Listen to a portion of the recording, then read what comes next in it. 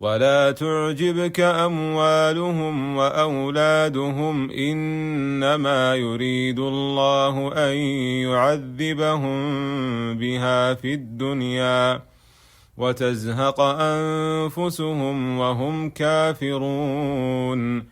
وإذا أنزلت سورة أن آمنوا بالله وجاهدوا مع رسوله استأذنك أولو الطول منهم وقالوا ذرنا نكن مع القاعدين رضوا بأن يكونوا مع الخوالف وطبع على قلوبهم فهم لا يفقهون. لكن الرسول والذين آمنوا معه جاهدوا بأموالهم وأنفسهم وأولئك لهم الخيرات وأولئك هم المفلحون.